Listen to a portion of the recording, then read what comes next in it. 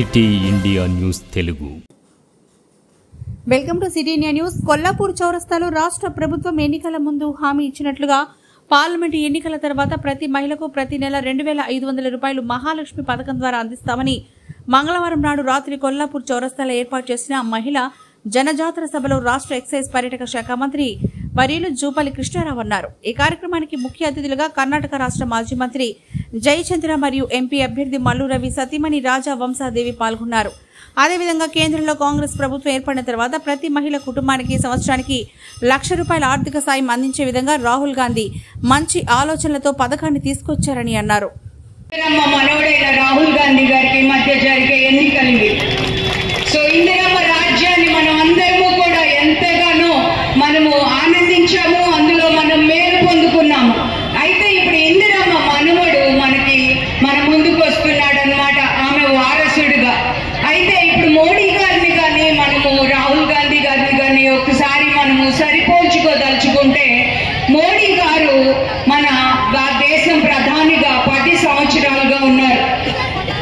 అయితే ఆయన చేసిన కొన్ని ఘనమైన కార్యాలు నేను మీతో చెప్పదలుచుకున్నా ఈ రోజున. ఎందుకంటే మన మోడీ గారి ప్రభుత్వంలో మన సిటిజన్స్ అంటే పౌరుల యొక్క ఒక మాట అనేది, మాట్లాడే హక్కు అనేది కోల్పోయింది ఈ దేశం.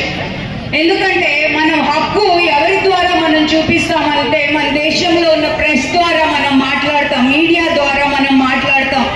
అయితే ఈ దేశంలో ఉన్న ప్రెస్ అంతటినీ కూడా మోడీ గారు ప్యారలైజ్ చేసేసి తను కొనేసి ఆయన చేస్తున్న పనులు ఏవి కూడా, ఆయన చేస్తున్న అవినీతి ఏది కూడా ఈ దేశ ప్రజలకు తెలియకుండా వారి నోరు నొక్కేసిన పరిస్థితుల్లో మనం ఉన్నాం.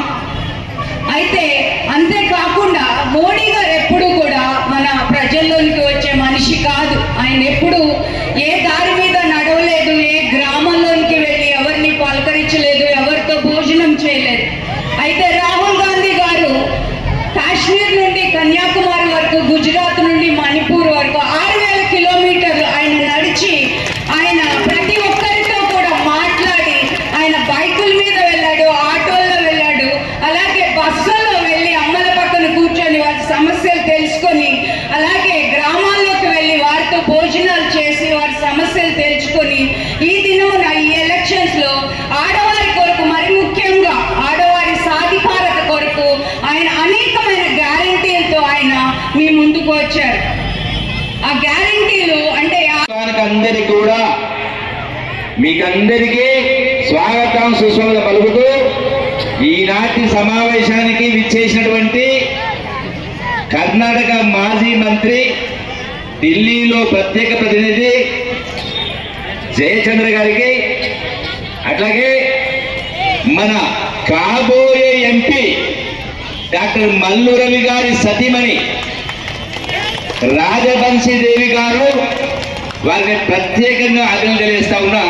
ఒక రాజకీయ నాయకుడు పరిపూర్ణంగా అనుభవం వాడు మాట్లాడిన దానికంటే కూడా గొప్పగా, స్పష్టంగా, సుస్పష్టంగా అవగాహనతో మాట్లాడేందుకు మిమ్మల్ని ప్రత్యేకంగా అభినందిస్తూ, అట్లాగే వేదిక రేపు ఎన్నికల తర్వాత వచ్చేటువంటి వారకాల పట్టణకు సంబంధించి ఈ ఎకరాకి ఇచ్చేటువంటి 10,000 రూపాయలని కాంగ్రెస్ పెంచి 15,000 రూపాయలు ఇచ్చేటువంటి ఏర్పాటు చేసే కార్యం చేస్తారు.